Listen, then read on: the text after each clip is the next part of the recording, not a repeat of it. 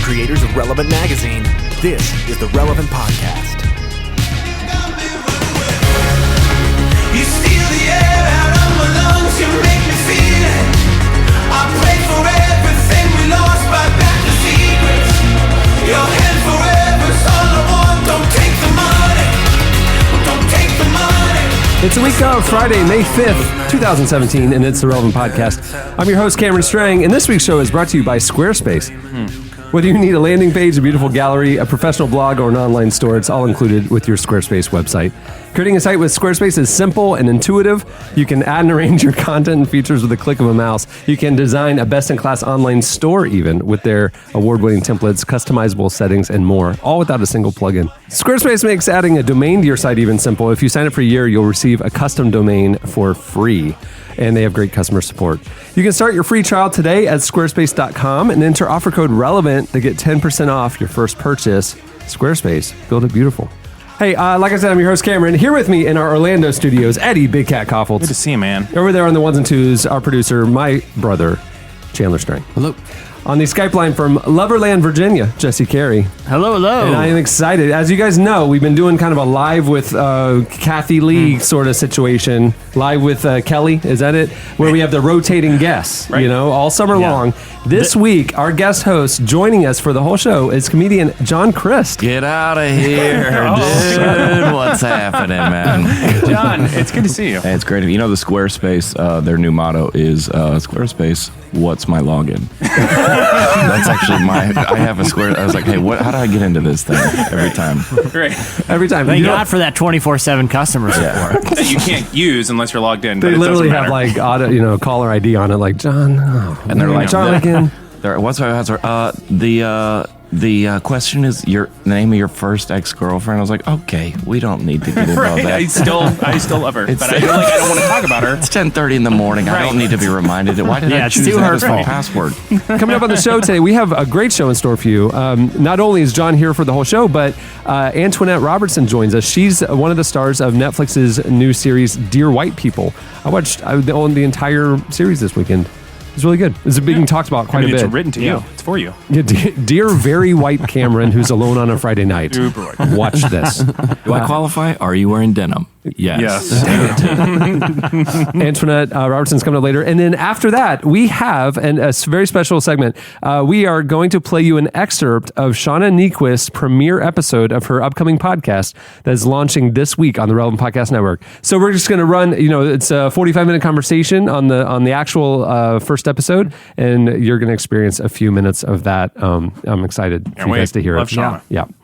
John is he's in town. He had a couple shows here in Florida last few nights, and so we're excited that he came through today, and he's going to join us for the show today. So if you don't know John's comedy, his stuff has been blowing up online lately. He's been doing stand-up, right? For years. Actually, I'm in a show, put that in parentheses, I'm actually a tour guide at the Holy Land Experience. Oh, man. Yeah, I work jokes in, but it's not like, am I a comedian? Not really, but Yeah. No, it makes sense. Are you in costume in that gig? Does it require period dress? Well, the funny thing remember when we do like the Halloween, you dress up as Bible characters, they're all the same. That's the problem with Bible. Right. What are you, Moses or Jesus or Right. Abraham? Generally, it's like you're wearing a big cape or whatever. With a rope Joseph. belt. Joseph had the dream coat.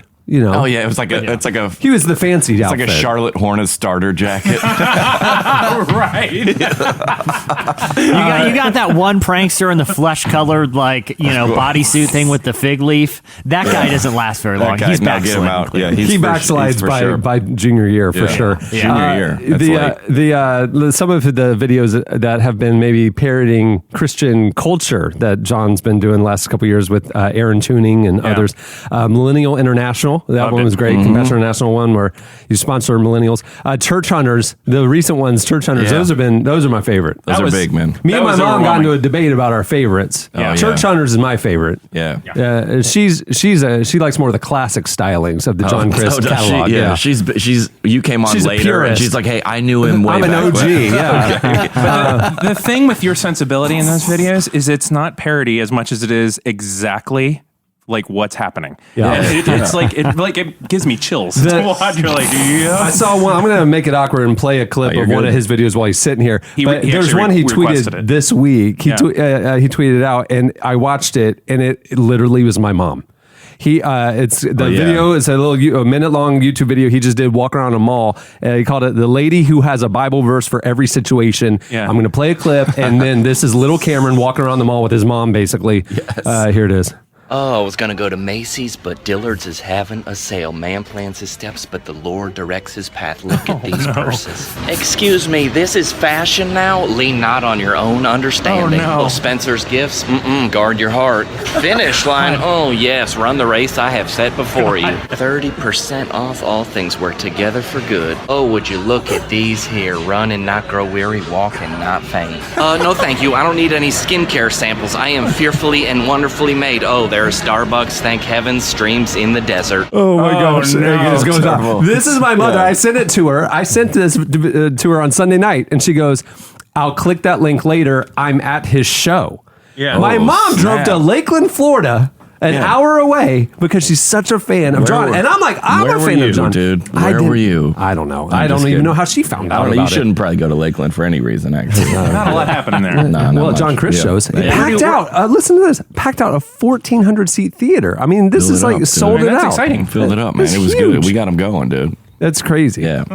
Like my mom was like, "This is your." She's texting me the next morning. It was your crowd. I don't know why you weren't there. Like I'm like, I First of know all, it's we my don't- crowd. I like John. What? Right. This is not a you have him or I have him situation. And sometimes there's another It's very thing happening. competitive. Yeah. Yeah. Right, there's like two things happening in the evening. You have to choose. Yeah. It wasn't a personal yeah, like. it wasn't a an slight. affront to my mother was like- or John. It was like I was there, and then Cat Williams was there. It was like, you choose. We'll judge if you're Christian or not, but it's up to you. You choose. That's right. Not up to us. Oh my gosh. Yeah, so do yourself a favor and get into the internet wormhole that is watching John Crist Right. videos. That's an evening that you'll enjoy. It's I always say, because you say like the videos are too like cringeworthy sometimes. Everybody, like Aaron Tuning, we were talking, he's like, dude, if you look at the comments, you're the king of like, dude, I don't know whether to laugh or cry Right. at this video. Yeah. And That's exactly right. Yeah. It, like, is this, and that's like my like, so if you were talking about a joke, is like you're leading people up to this, a setup of a joke is leading people up to this cliff. Right. And then the punchline is the other side. So if it's too easy, they just step over and there's no reward. But Right. if it's too far, they jump and they don't make it over. Right. So like a lot of people in the Facebook comments don't make it over. They're like, someone was like, I can't believe you would choose a church based on these. I'm like, no, I'm saying, I'm agreeing with you. You know, this is called satire. Wait, This is so how- you read the comments? I do this thing on Snapchat where I roast. I go into the character of the commenter. I'm like, stop and it. it's like, You I'm kind not of on Snapchat because it's dirty. yeah, it's That's real the dirty social. Yeah, it's Yeah. for sure. That's dirty. why you are on Yeah. Snapchat. Don't That's the don't best. let anyone tell you it's not. It's for sure horrible. Yeah, it's horrible. Yeah. It's stiff. I'm on it because I'm watching John Crist videos, No, Mom. you're not. No, Yeah. no, I you use liar. it for engagement. That's like those. That's like those people who do the friend or follow because they want to see who unfollowed them. It's like, why would you ever do that? Yeah. You're just gonna hate that Yeah. person. Yeah, That's all. It's no good. Ignorance is bliss. I want to know. One of the things I learned very early on is never read the comments. Like, people are crazy. Yeah, YouTube was the first to go, and then Facebook, and then I would still read. Like, the problem is, I was telling my sister last night, if I read all those, I have those voices in my head when I create my next. Yeah. I think what's unique about your stuff is it's easy to make fun of Christian culture. Yeah, I mean, yeah. But I think the thing that's unique about your stuff is it's not cynical. Yeah. And I like that about you. You know? I like we did. I had worked for. If you go on my, you go on BuzzFeed.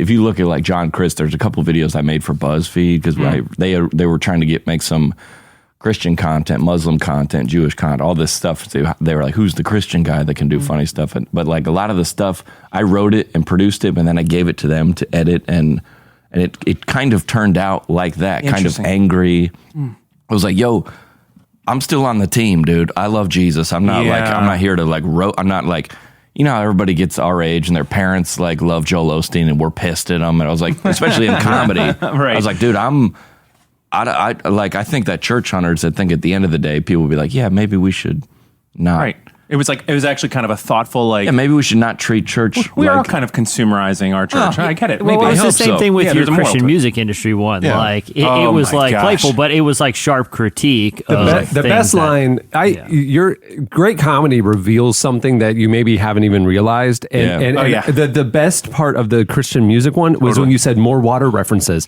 And all of a sudden I can't unhear that when I listen to worship music now. There's water everywhere. No, that video is like the end of The Sixth Sense when you realize you're like, oh my gosh, the pigeons weren't moving in the courtyard, like everything. Like, it all What? Yeah, that's what I heard, and it was like, oh my gosh, that's every single song. It's really impressive. What's your background? Where'd you grow up? I grew up in Atlanta, Georgia. My dad was a pastor of the Atlanta Vineyard. Oh, so you it's grew up like in a- Mecca, basically. Yeah, dude, come on, I'm on that. The It's Yeah, just like Atlanta all- Vineyard. yeah, dude, you know Really? that? Yeah, well, I mean, I know the vineyard stuff. I mean, I grew up, in the kind of charismatic world. Yeah, you're in it. Yeah. Yeah. But Dude, see, I would have thought Atlanta, you grew up kind of Southern Baptist bubble. Nah, well, so my parents were like Mennonite, and they like rebelled from like Yeah. Amish, like Mennonites rebel from Amish Yeah, people. vineyard is like the hippie. So he's like he's like reading the book and he's like, heal the sick, feed the poor. Let's do that. Wow. So that was it. So he like, so then I like was homeschooled. My dad's a pastor, went to Christian high school, graduated, went to Christian college. Which one? Sanford in No, Alabama. Hold on. Did you do step sing? I did do step sing my freshman year. Not gonna brag about it. Every single year, like everybody at this school does this massive production, and it basically shuts down the Me school. and John Acuff, dude. Yeah, we both were Yeah, Sanford Tony Hale? grads. Yeah, Tony Hale. He was in step sing. He was the late. step sing. Yeah, I graduated, and I don't like to talk about this publicly, but I went to did an internship at Focus on the Family. Wow. Yeah. You went hard Mecca. You really?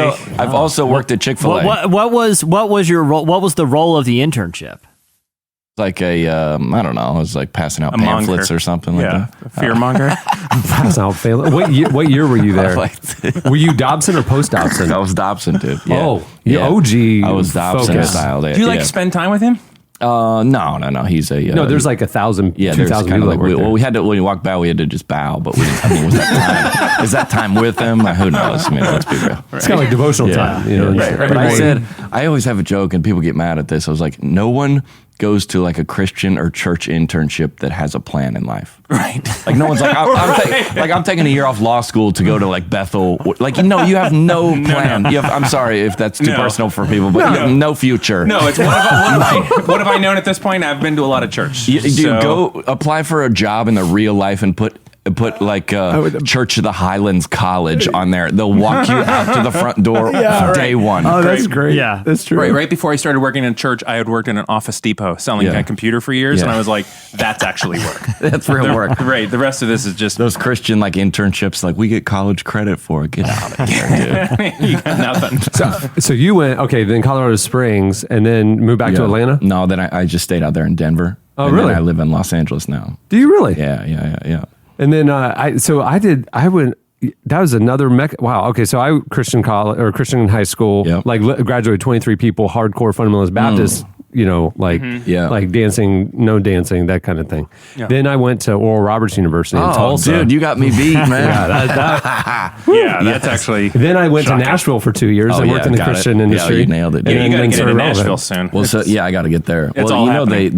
they like any comic like Louis C.K. or they who tell you, and I would tell anyone this, like you need like I did. You know who Louis Anderson is? Yeah, I yes. like Yeah. Louis, Yeah. older Oh, guy. man. Yeah. So I used to open for him. He's the mom and Yeah. I love him. Baskets. Yeah. Basket, which is a great show. So he's grossly overweight and Yeah. not gross. Like gross is in like weight, not gross. No. as in, Like it's actually tonnage. like a gross is like a right. Yeah. A large quantity of weight. yeah.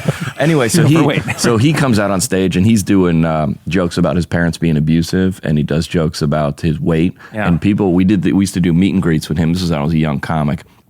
People pay $100 to do the meet and greet, and they would meet him and they would be crying, and they'd be like, "Dude, you have no idea what your comedy did for me. It helped.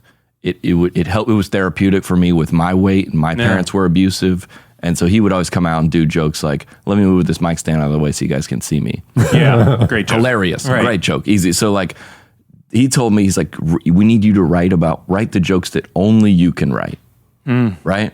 So like these Christian culture, subculture type things, like if you did a joke about texting and driving or the differences between men and women, I could write that. Anybody could write that joke. It's not, but he's like, write the ones that are only you. So people are like, what's the deal? Are you like a Christian? Or are you not? Who? Like, I'm trying to write the jokes that only I can tell, that you grew up in this bubble kind of, but you're still on the team, yet you're still a little bit, this is a little bit ridiculous. And that's why that's why Miss Strange would drive 2 hours, because you're like, there's no other comic. This is the guy, right? Yeah. So has living in LA changed that for you? I mean, it's like you're not drawn from the well anymore for material. Yeah. Well, there's a lot of material out there. I mean, let's be real. Yeah. Judah's like the Millennial International. Judah's out there. I do go to City Church, man. That's where. Yeah, that's I love Judah. He's my buddy. The best, man. I can't be there sometimes because that's the only guy that's funnier than me.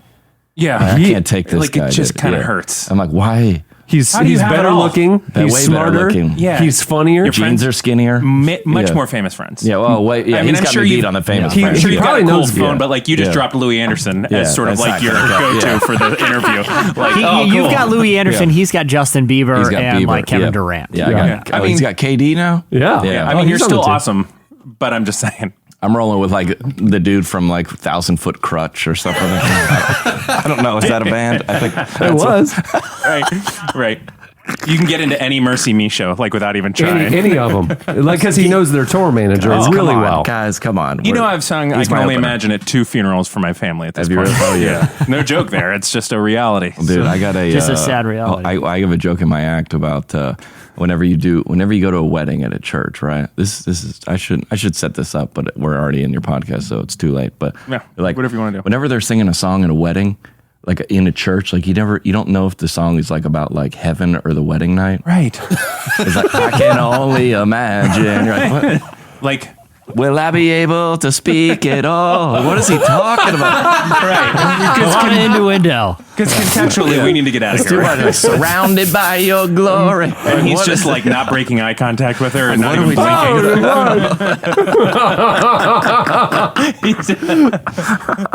Sorry, Jesse, go ahead, bro. I think we cut you off. No, I was gonna say, given that sort of angle, we've had this conversation a couple times. What's your take on, or have you watched like Pete Holmes Crashing at all? Yeah.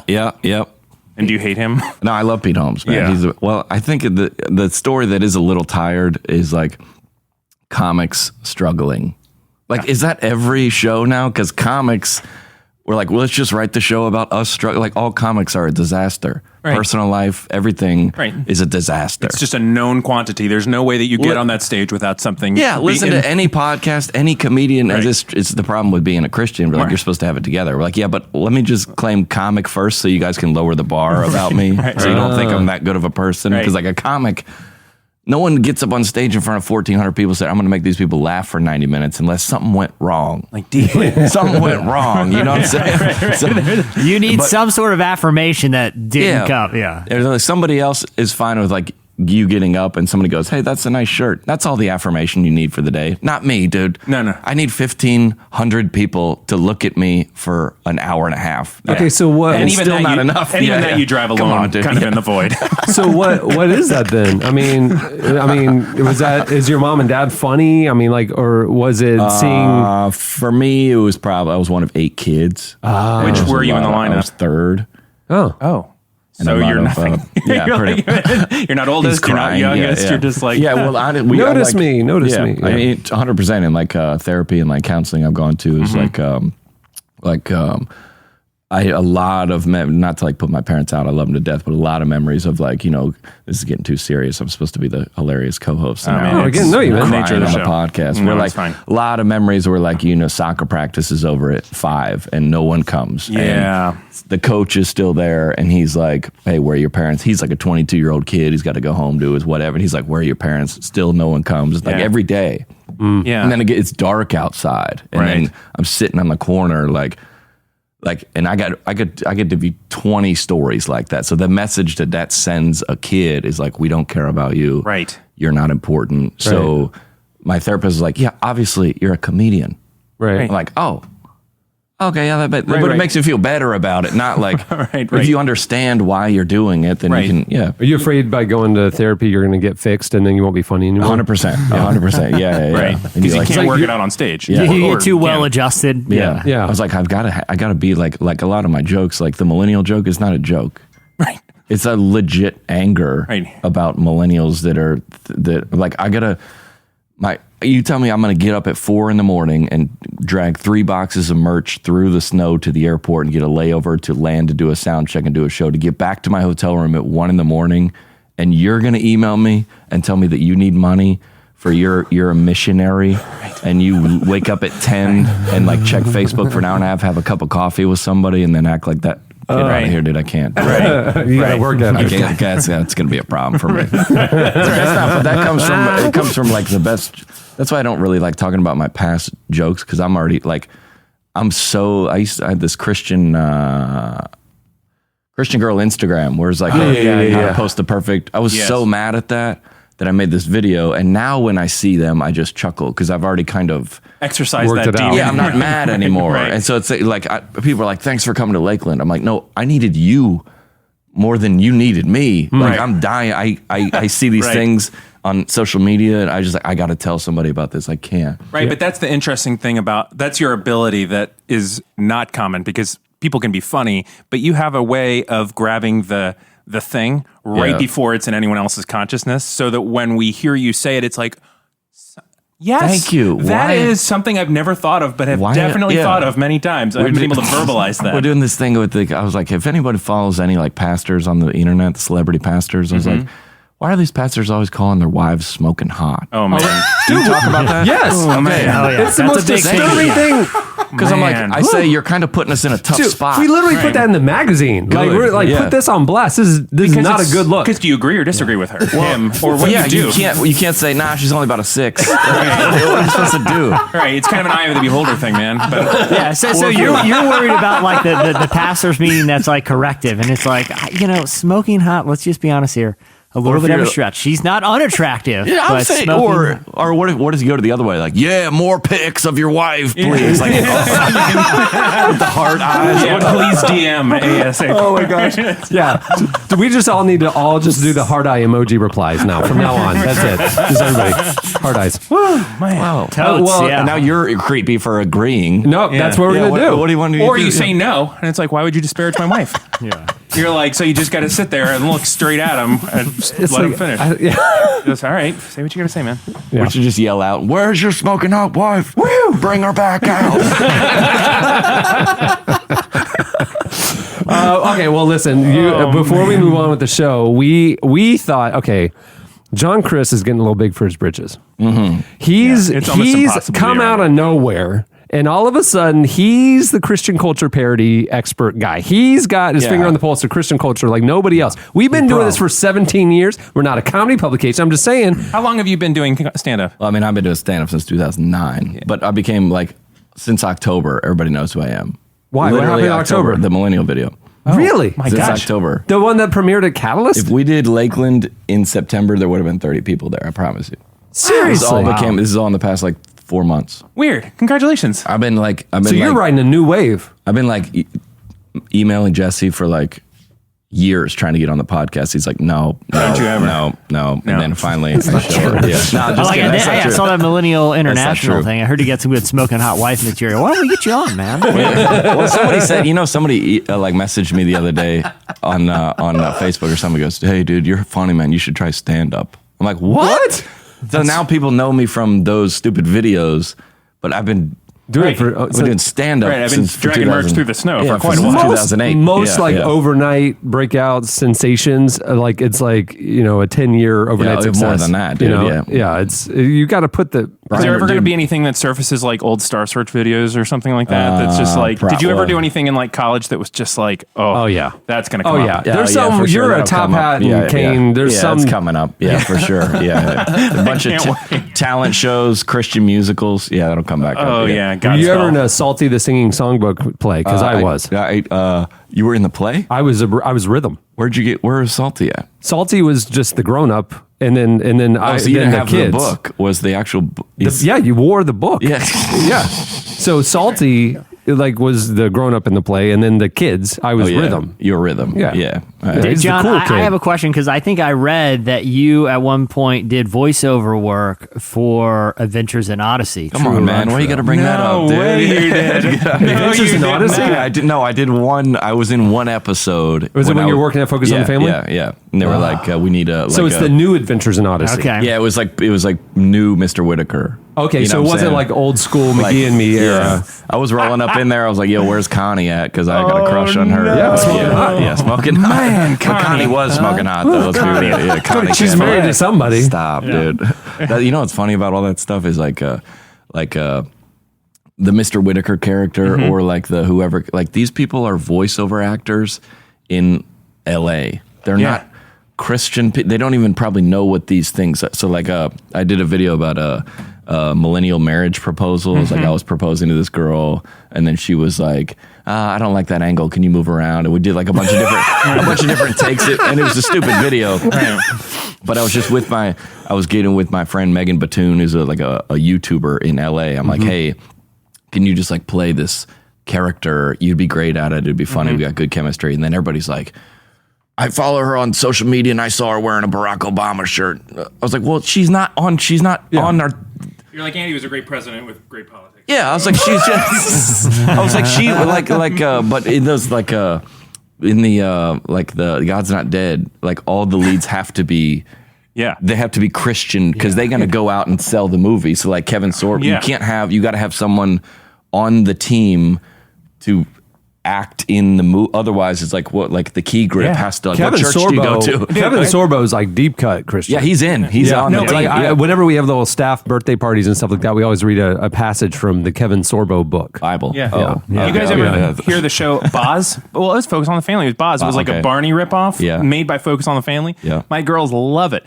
And I was like, man, I'm going to find the guy that does the voice of Boz and get him to call Even Lucy because it was like worth it. This guy. Why would anyone have that idea? Because I love my children. I'm like an incredible father. He picks up his kids from practice. I like. So when you got up with Boz, can you tell that he was like chain smoking and just like No. Boz is living. Oh, the guy man, that does the that's voice hilarious. of Boz lives in Houston. Yeah. He is the knight in what's the Medieval Times? Medieval Times, Yeah, and has yeah. a blog that pretty much rails against Christianity and is the voice of Boz. Right. I was like, well, But are we saying we should be okay with that, right? He's I don't the care. man's He's just not- I trying to think work. Boz- Yeah, but you like we all build him up to be like this guy that's on. Like I wonder about Dean Cain. Is he on the team? I don't know. Because he's Good in. question. Can somebody look that up? He's smoking Well, hot. I mean, Smoking hot. right? I mean, look behind you. This guy left behind. Yeah. Right? Nicolas Cage. yeah. I don't know. We know he has a pyramid. He has a pyramid like a. Not like a Tomb. coffin, but a tomb. Yeah. For when he dies, he will be 9 buried foot tall in this marble coffin in New Orleans. That's fantastic. like weird Illuminati stuff. Actually, in I'm New Orleans. thinking about going to his side if that's the truth. Right. That's yeah. real He life. But owns he didn't left castles. behind, and that saved me. Yeah.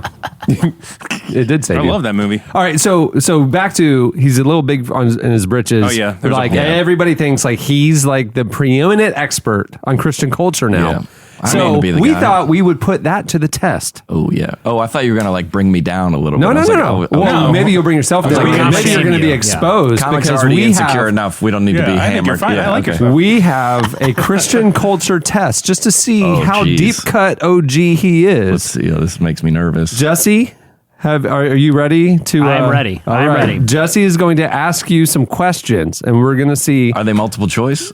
several of them are. Okay. Yeah. Yeah, So take I'm it going to away, start you Jesse. off with a softball. Okay. This is the Christian T-shirt round. Oh, Okay. geez. Christian T-shirt That's round. right All up right. my We're gonna alley. we're gonna ease into this. Okay, so this is a softball. Just gotta get you warmed up. What if here. I knew nothing? All right, then what did we do? then this is why we edit the podcast. Either way, we embarrass you, and I believe that might be the Co-host for the week, John Chris. It's 12 minutes long. What happened to the rest of the episode? Well, it's just like a quick cut of you we're- saying my parents didn't pick me yeah, up. yeah, we're just gonna stop it there. John, thanks for being on the show, man. Like slow music is just gonna come up, and then the outro, and then we're done. Yeah. All right, John. What did the famous Abercrombie and Fitch Christian parody breadcrumb and T-shirts? fish. Breadcrumb and fish. Okay, there you You're go. gonna be fine. You're gonna be fine, John. Yeah, you're gonna be fine. You're 1 for 1. Okay, this is a little bit harder. Like I said, I'm easing you into this thing, man.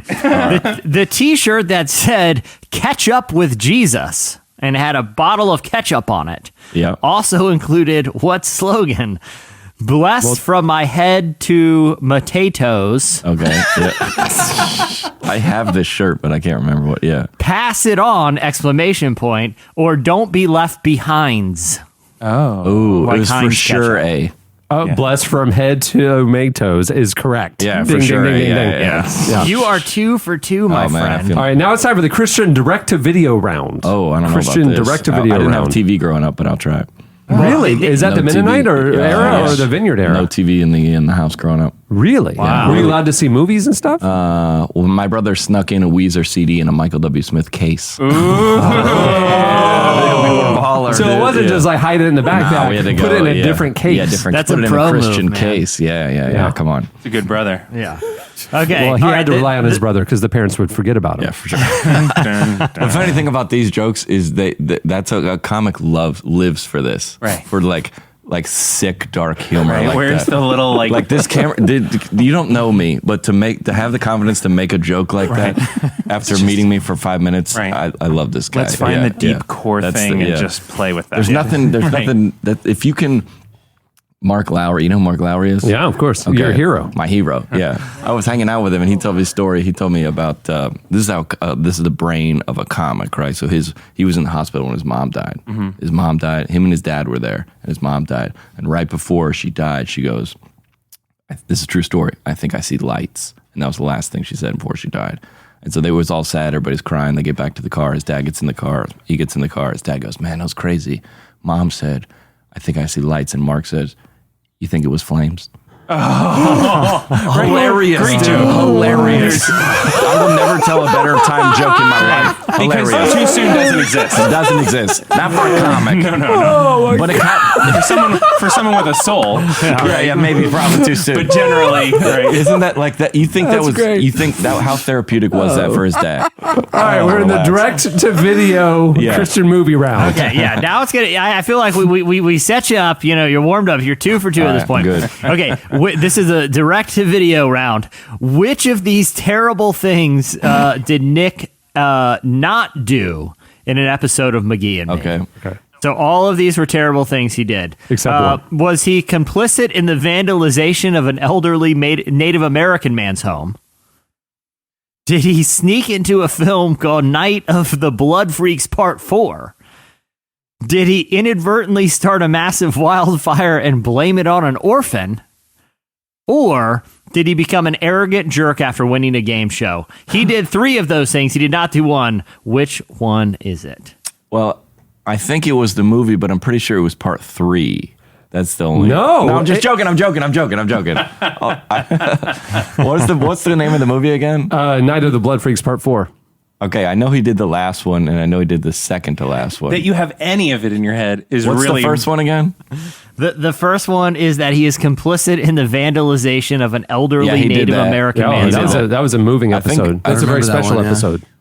Everybody's traumatized by when the tree branch came through the house. Remember that one? And, very special movie I in me. remember the elderly Native American man is holding like a rabbit the whole Yeah, time. That right. also looks very sad. Oh, that's the same as like in Home Alone when he's like the guy. in the right. tree is scary. Yeah, the scary neighbor. I'm not confident in this. I'm gonna if I could phone a friend, somebody over at Focus on the Family, but I'm gonna say B. The correct answer is the one where he inadvertently started a massive wildfire and blamed it on an orphan. He did Okay, not he did do that. I should have known that orphan. Yeah, that the should have orphan, been- the yeah. little orphan I pig. should- yeah, that Right. was, Yeah. Right, because the wildfire storyline was clearly happened. Clearly. Yeah, Yeah. yeah. But you're not going to bring orphans into it. And Yeah, the Just the feel rude. skateboarding down the hill. which one was that? The That- skateboard race. yeah. Oh, that was so Skate, cool. I actually was doing my Skate research. expectations. Skate expectations. Yeah, it was called Skate Expectation. That's the one where the title comes first. Yeah, yeah. You're like, all right, let's All these over backfill the a trash story. bag. about This this. next question is about Bible Man. All right, Yeah. take it away, Jesse. Okay. Oh, wasn't that the guy from Yeah, Charles it is in enough. Charge? He should be a Christian. Bible man, you're playing He that is, character. he's the Okay, Charles in Charge okay, guy. all right, Yeah. good, I think good. he's got Not some Scott issues, Baio. but you know, who am I to judge? He Okay. had a lot of issues. He Yeah. very serious issues, and then kind of came back to the Lord, and then went away and had the issues again, and then came back to And the he Lord hasn't, one more he time. hasn't been seen in the last 8 years. No one. What are we supposed to do? Just forgive him for that? Get out. I'd dude. still let him put on a robot I mean, suit and come be on. Bible man. I don't need my Bible And man leave to be- messages for your children. I think it's fine. Yeah.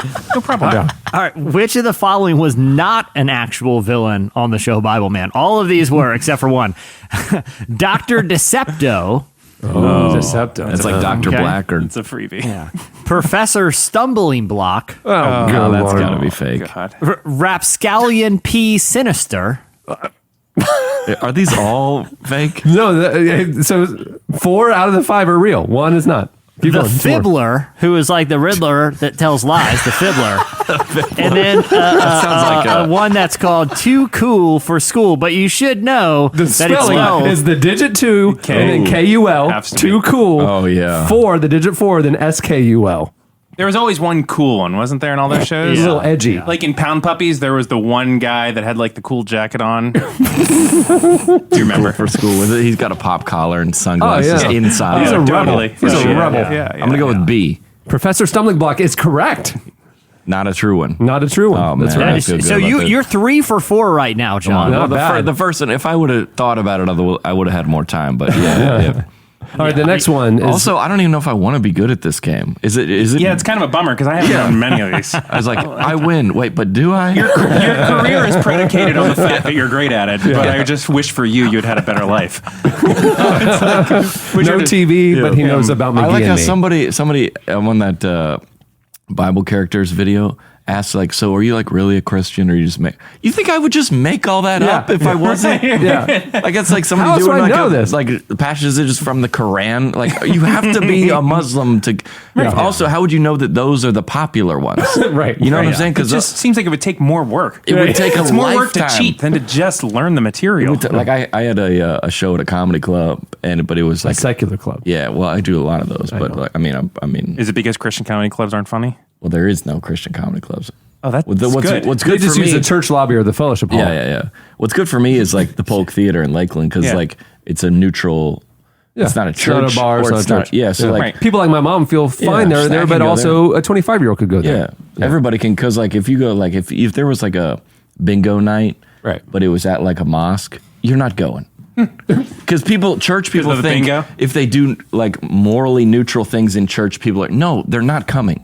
Right. So if you do That like is a funny line you have to walk, isn't if it? you do a Bible, like even if you have a basketball league at a church, if they're not church people, they don't go to church, think they're going to be struck dead if they come into church, Right. And they're like Funny. normal, like so. If there was like a bingo night or like cross stitching, but it's at like a synagogue, Right. Mhm. Your mom's not going. Well, you can't do it at synagogue because it's cross. And Okay, so, get out. yeah, Oh, well yeah. done. Yeah. But people think like I'm like people constantly like trying to book me. We want to do like an outreach, like we're doing. I was like, where is it going to be at? Like our church. All right. Well, no one's. Yeah. They're not. Community's not coming. There. No one's coming. Yeah. Unless you have a bouncy castle in the parking lot. Right. Yeah. Community's And- not coming. and you nature have of like comedy. a harvest party or a Yeah. Holy Ghost weenie roast. I get on where board you with come that. up. Yeah. All right, so I did at the Polk Theater. They had this opener. I didn't know. I wasn't in charge of the show. They just hired. So the opener was a guy that did. He was like a comedian. And then He's doing air quotes right now. No, nah, guys, This come isn't on. a TV medium. No, I respect all my brothers. All right, so that he did this. He did this comedy, and then he did like a 10-minute like orphan pitch. Oh. And then he passed around buckets. Come on. And I go, don't do the. And then he did a slideshow. Oh, and he goes, no. He goes, you guys are out. And so he's like, if everyone gives $1, like this thing, right? And so Which you're like, Wait, this right is before you come right on? before I came out, and I have a responsibility to those 1,400 people that paid to see me. So they know me, and I go, nothing like being guilted in something you didn't even know existed 5 minutes ago. I was like, you're out there eating the popcorn. These kids don't even have food. Yeah, right. And then I was like, what we're going to do is we're going to pass around the buckets. Everybody get their money back out of there. I am so sorry for that. That's what I said. Okay, so 'Cause- how'd the church promoters handle that? well, that's the church, that's none of my show. business. Right. My responsibility is not to the venue, to the promoter, to the other comics. My responsibility is to the lady that drove 5 hours to come see me. I cannot let that. Yeah. Everybody's like in the back of their minds, like Crist is going to hammer this when he comes Yeah, out, you and I gotta- have to. You have Yeah, to. that's Yeah. right. Wow. What's the best show you've ever done? Who's like your favorite person you've ever performed with? I've always said whenever I watch a comic, I always get inspired. I'm like, oh, maybe one day I could be. Oh, he got the crowd. I could but when I work with Chappelle, I get so depressed because like I could never do that. I'll never be able to do that. His latest like Netflix series was beyond any. I've never seen anything never like be able that. to His opener of SNL after the election was one of the most powerful moments of comedy. Yeah. But Yeah, even yeah, Louis yeah. C.K., I feel like he's brilliant, but there is a code to it. Like you sort of understand. I could see that groove. I still see can't where he's do going. it. Yeah. Dave Chappelle is like a whole. I worked with him. We did like 7 shows in a row at my home comedy club in Denver, and everyone was different. Oh Wow. Like you come to my show Thursday and Friday, there'll be differences and new things added, but for the most part, There's some high notes that you're over always the getting. course of a year and a half, it will be a new show. Right. But this guy, dude, I was like, I can't. Is he cool? I can't be here anymore. Yeah, he's the man. He's the only guy that smokes. He'll come down there and smoke and just like take the fine. He's like, I don't care. I'm smoking inside. He'll go to a restaurant and smoke in there. He's like, I'm Dave Chappelle, dude. What are you going to do? Yeah. It's just the But cost see, of doing even- business. so I turned down $16 million from Comedy Central. What are you going to do? Give me a $300 fine for smoking inside? He doesn't care, dude. He's the man.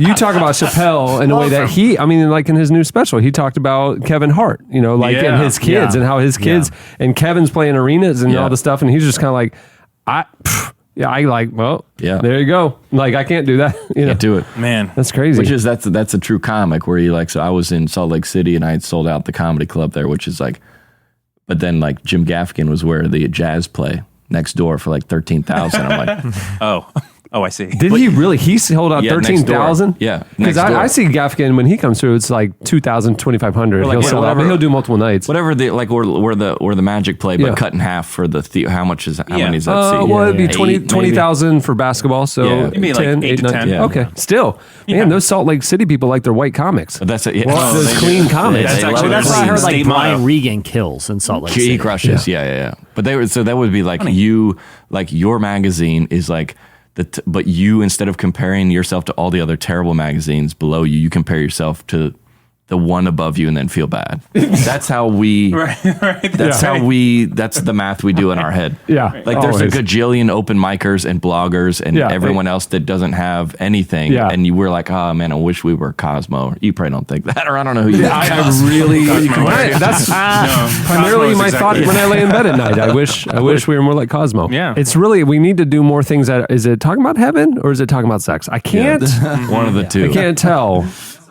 All right. Next question. I'm going to ask this one. Which of the following actors has not starred in a Christian apocalypse movie? Oh, I Which of got the this following one. actors not starred in a Christian apocalypse movie? Gary Busey, Okay. Billy Zane, Howie Mandel, or Mr. T? Okay, I know 1 and 2 have. No, 1 and 4 have. Yeah. I don't know who the second person is. Billy Zane was the bald guy from Titanic. Yeah, the bad guy. The bad guy from Titanic. And then I don't think. I mean, now you Was he understand. bald in Titanic or did he go bald? No, he he was- went bald Billy after Titanic. Yeah, he had hair. He's very Yeah. jarring. I'm not confident in this, but I'm going to go Howie Mandel. Billy Zane, actually. Really? Howie Mandel Okay, did start. Otherwise, Billy Zane wouldn't have been in there. Yeah, that's stupid. Why would? Yeah. Billy, it makes sense though, because Howie Mandel had some quiet years between whatever that cartoon was. Yeah, some And then quiet the years. show- dude. Yeah. Right, and then Yeah, the some show he's down on years. now. He had some Bible man years, we call Yeah. it. Yeah. He kind of went some away for a quiet while. The curious thing about that is like Gary Busey and Howie Mandel, they were actually in the same apocalypse movie, Yeah, which yeah, actually yeah, like yeah. really makes me want Is to see the that apocalypse? Wait, which was that one? What was the first one when we were kids? That Tribulation. That one's you're thinking scary, of Thief dude. in the Night. That one's for No, sure. Thief of the scary. Night was predated even me. I mean, that was like in the early 70s. But they Yeah, showed it for the next 2 decades. Yeah. Yeah, in like youth group, and Yeah. you're like traumatized. All right, we have a lightning round. Is this a Christian heavy metal album or actual Left Behind book subtitle? Christian heavy metal album or actual Left Behind book This subtitle? one's almost impossible. Here we go. No multiple choice. You just have to say it's one or the Yes other. or no? Oh, The okay. Cosmic Battle of the Ages. That's Left Behind. Left Behind. The Beast Takes Possession. Left Behind. Left Behind. Scrolls of the Megaloth. That's metal music. It's an album from the band Mortification. Oh yeah, dude. The Destroyer is Unleashed. Oh man, Left Behind. Yes. Embrace the Eternal. Metal. Album from the band Embodiment. That's Come on, right. dude. Good job, Dude, man. and 2 more. crazy. As the World Bleeds. That is metal. album from Has to be. Theocracy. Has to. And last one, On the Brink of Armageddon. Left Behind. Left Behind. He on, flawless. John, I'm embarrassed that Have you you got read Left those, Behind? dude. No. Oh man, they're awesome. That's amazing. That should be that the was incredible. teaser for They- the podcast. That 10 seconds right, right there. All right, if you grew up in Christian culture, and you clearly did, and you went into the Christian bookstore, there was always a poster in the music section. Oh, no. Where there was, Yeah. saying if for the parents, if your kid that you're scared of, or Likes drifting, Nirvana. likes Nirvana, buy them this. Supertones. Right. Okay. So there's a book okay, called I got it. There's a book called I Don't Listen to the Lyrics, and it contains a handy chart of Christian alternatives to secular artists, and so they made a book of these charts. Oh, yeah. I used to So love what these. we're going to do is we're going to name the secular artist, and you have 3 seconds to guess the Christian alternative that was on these actual posters. Okay, so not who I think the poster thinks. Well, that's exactly Okay. right. All right, secular artist. Don't be funny. I like how you leave it up to like a 50-year-old guy to like he's choosing because kids can't choose. Like Yeah. the guy up in Focus on the Family, Right. Yeah. cubicle. That's right, John. Yeah. He's He's I'm choosing. Right. Yeah, Yeah. It's that All right, here we guy. go. It's that Phil guy. Collins. Oh, who's Christian Phil Collins? Yeah. If you like Phil Collins, check out Stephen Curtis Chapman. Stephen Curtis. Unbelievable. Because you were going to go Mike Smith, weren't Yeah, I you? was gonna go But Mike Smith, he's but a I was- little too young yeah, and he's cool too at that mainstream. time. Oh my gosh! I knew it. Like, go Okay, West. here we go. Backstreet Boys. Oh, man. Oh, come on, you got it. Got to be a boy band. It's got to be a boy band. Christian boy. Yeah. I mean, I would think it would be a Christian boy band. Think around that same era. I mean, plus one. Plus one. Unbelievable. This is actually unbelievable. I am like shocked right now. See, all right, the all right, plus here's one one. is God. Do you Yeah, understand that's the right. title Yeah, there? that's Yeah, right. like Yeah. everybody's here. Plus one. Yeah, in the Flames. So they can have as many people as they want in the band. There's It always 3, works. but I think there's 4. Right. yeah. There's an empty microphone over there. Yeah. Wilson Phillips. I don't even know who that is. Yeah, it's like a female trio that did. And the Bridesmaids movie, Yeah. they sang it at the end. One more day. And then, The Christian equivalent to Yes. this? yeah, that's right. Someday somebody's three going to turn fem- around and say goodbye. Make her. Not Out of Eden. No, that's Herman. That's R&B. Yeah. Point of Grace. Oh, Point of Grace. yeah. Out of Eden. That was a dang it. great- Yeah. You're still doing better than I thought you would. The Cranberries. Oh, jeez. Okay. Okay. Hold on. Hold on now. This Think one of might the be era. hard. I got it. Yeah. Well, I don't know if they're Christian. Sixpence? That's right. Yeah, because I was saying during that time, Sixpence. Unbelievable. Cameron, you're looking at the chart. We're both looking at the chart right now. How dumbfounded are you right now? I can't believe this. And he even threw in there, I don't know if they're Christian, because that was the That was the debate problem. about Kiss this. me, get out. Dude. Yeah, right. Was Was that about heaven or the wedding night? Yeah, so one year they were Rock the Universe. So Yeah. kiss me. Yeah. You're out of Creation Fest. You for don't that. get it. Right. Yeah. You'll rock Tell you no what, universe. do not listen to them, children. You're not Yeah. allowed to be You kissing will right rock. now. No, we had the Five Iron Frenzy. They yeah. had Tear in My Beer, and that's when the Five Iron Frenzy CDs were out. Outta of the here. house. Oh, Man, yeah, they- that's it. They were the best. Here we go. Foo Fighters. Ooh. Alternative. Who's the Christian Foo Fighters? Yeah. Who? rock band? Well, it can't be alternative? like a Skillet. That's too new. Too Yeah, edgy. right. But But before that, I Yeah. mean, but it can't be like MXPX Goaty Hook No, because no, that was that's too too far. edgy. Punk rock, Too far yeah. the other Foo way. Fighters. could it be? Christian Foo Fighters. Yep. Reliant K? Pretty big name. Yeah. No, Pretty okay, big, Reliant K is not the same, too but different poppy? area. Still No, still different era. around. Here's a hint. Still around. Different lineup.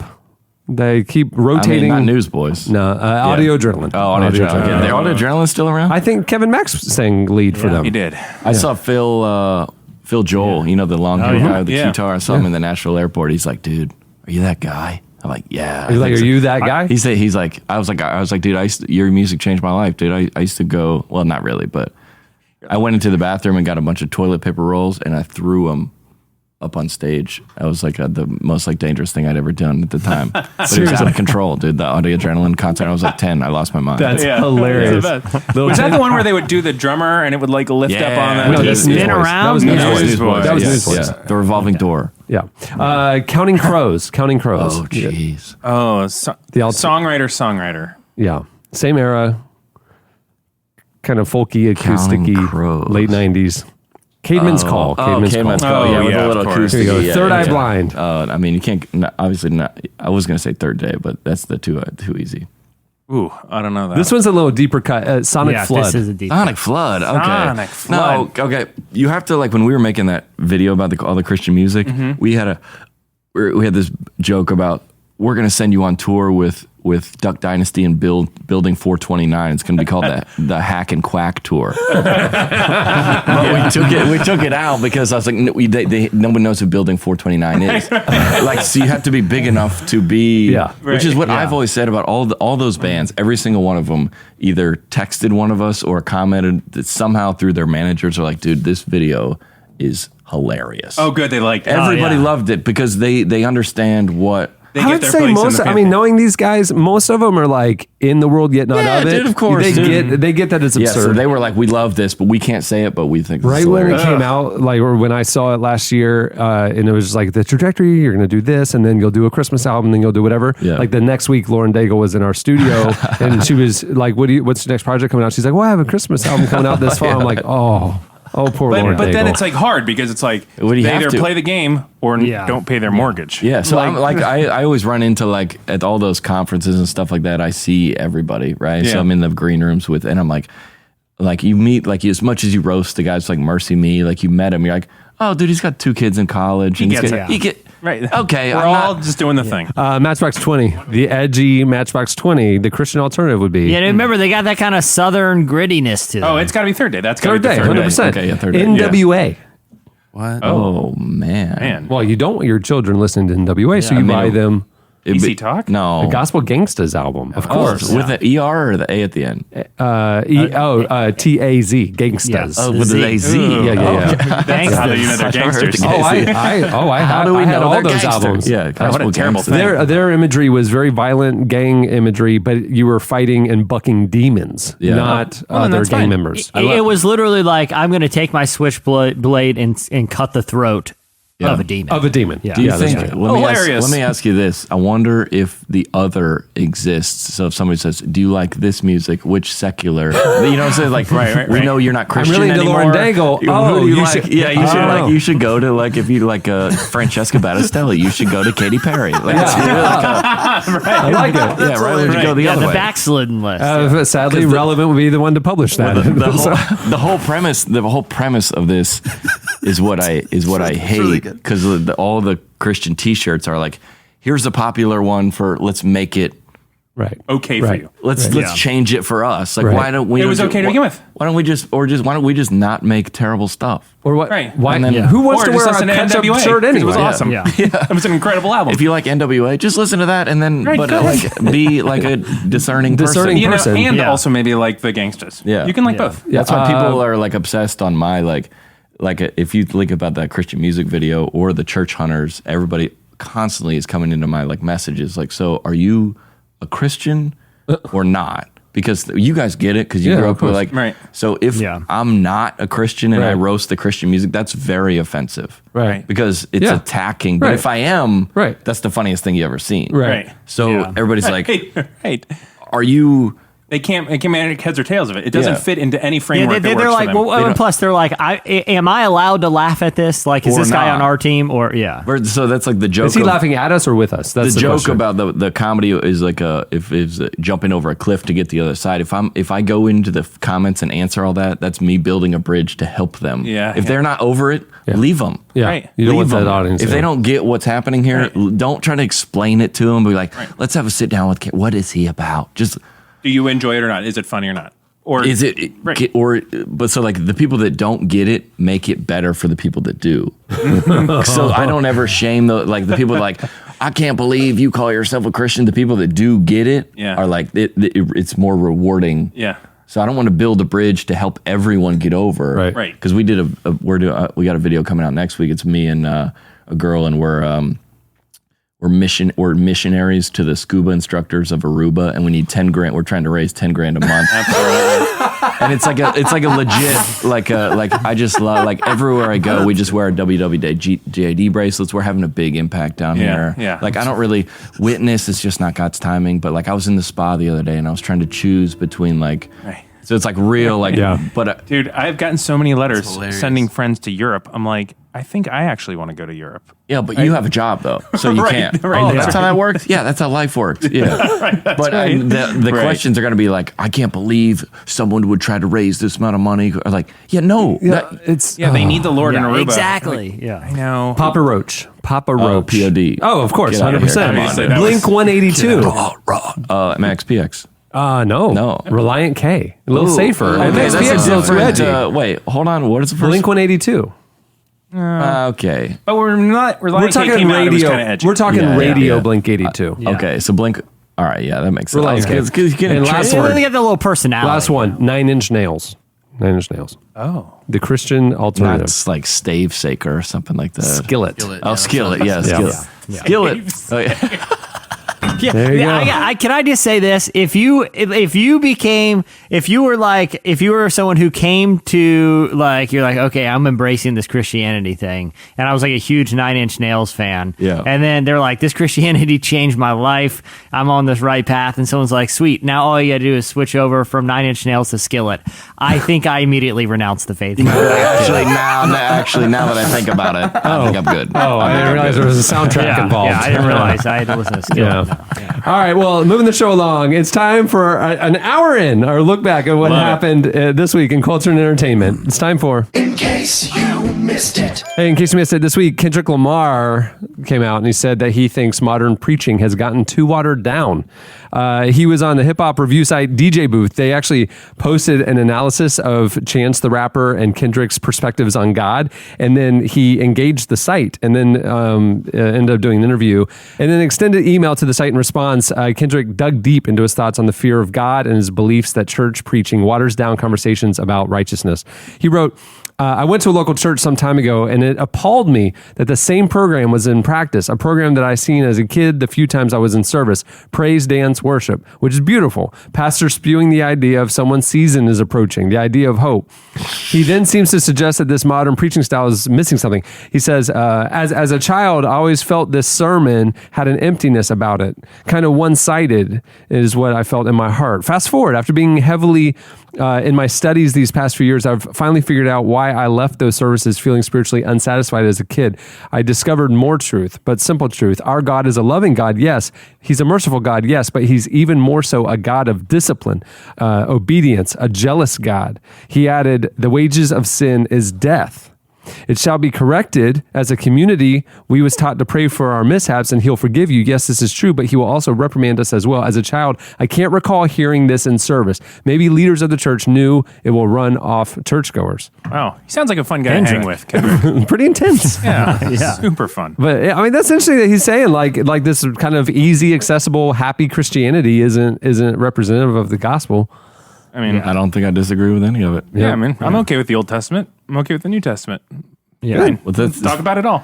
it's funny because like Kendrick or like Chance the Rapper or like all these people that like I don't know when like 3 weeks ago all Christians were like, Chance the Rapper, we're with him now because he did something he like said on Like the Easter. Chris Tomlin. Yeah. And then so we're like, we're with him, but like his new Justin Bieber song, he says like words that He's are got a couple words. Yeah, so then now we're all going to be like, get him out. But like, I don't think Chance the Rapper cares. Yeah. Right. Or I don't think Kendrick Lamar, like us as Christians, we build these people up. Right. And then Like, he's with us. And then we crush them. Right. And then we're like, what? Like, because like I honestly think that Tim Tebow would still be playing football right now if it wasn't for us destroying him. Really? 100%. Not his me more about inability, his bad throwing motion. No, that. Okay, because there's 70 whatever people on a roster, and what you want from a backup quarterback is a guy that's going to come in and mimic the just same playbook, right? And carry the same playbook, do all that stuff, and as a champion, as a leader, as a winner, he proved all that. But there's too much. When Tim Tebow, you sign him, it there's overshadows. and that's like a not circus, what. That's not what. It's about the team, but that's us. I think we destroy. Like if the guy wants to play football, like, dude, Tim, he comes to Judas Church sometimes, and he's out there, and there's like, I made a joke about it on Snapchat, and everybody destroyed me for it. It's like, hey, I just had the big bit about how Christian ladies, stop saying you're dating Jesus. he is so far out of your league. Like he's multiplying bread and fish. You can't even cook toast, dude. Get out of here. You want to go on a date? That was so like everybody thinks just because he's Christian, you're Christian. Girls honestly think they're going to date Tim Tebow and marry Tim Tebow. Right. Interesting. That what I hate about that is as soon as Tim Tebow gets spotted with a beer, get him out. I know. Get him out. Yeah. And I think in like the Chip and Joanna Gaines. Yeah. So like that last week they had a lawsuit or like a something fraud something or whatever, and that's not really a sin Christians care about. So like. Yeah, whatever. gluttony we're good with. Fraud we're okay with. Tax evasion, 100%. Yeah, that's the government. That's not the Lord. But then everybody's like, I just want this to go away. Like Chip and Joanna, they were our hope. Like, what is your faith in Chip and Joanna? If they did, Chip and JoJo. Well, but to that end, like Jen Hatmaker last week. same example. Yeah, Right? yeah, I mean, perfect. she just Get her got out. She just Get gets her out. right. Rob Bell. We have to get him out. We were talking with people on Twitter. And Yeah, get him out. They were like, "Why do you always have to preface it?" Because people are going to be But who up in built? arms. But listen, we build them up to be. I think every headline everywhere should be like, "Human being does human things." Right. Yeah. In case you missed it, this week, Stephen Colbert had Jesus on, I did air quotes, to give a TED Talk. So the annual TED Conference happened last week, and Pope Francis surprised the attendees and the internet by filming his own inspirational talk for the event. But Late Show host Stephen Colbert decided to one-up the pontiff by having another religious figure on the show, Jesus. Here's the clip. The truth is, religious figures actually have a long history of giving TED Talks. Jim? Ladies and gentlemen, I come to you today as a simple carpenter who also happens to be the Son of God. But I didn't get here today through nepotism. No, I got where I am today because of a few simple systems I've developed. First up, we've all been there, right? All you got is a few loaves and a couple fishes, right? And you have to feed a crowd of thousands. But what if I told you that you can do it?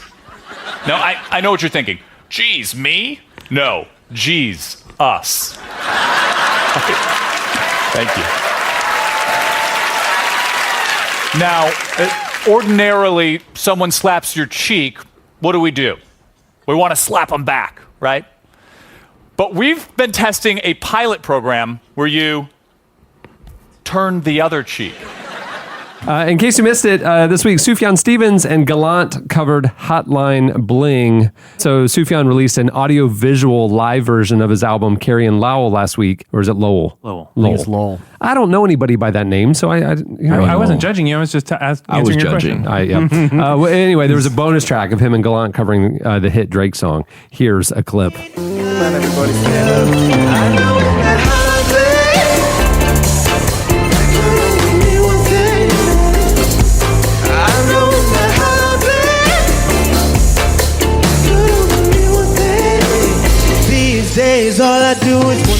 Well, that was just like hipster, just Nirvana right there. But I if actually- you that listen checked to all the boxes. If you like Sufjan Stevens and Gallant, you should listen to.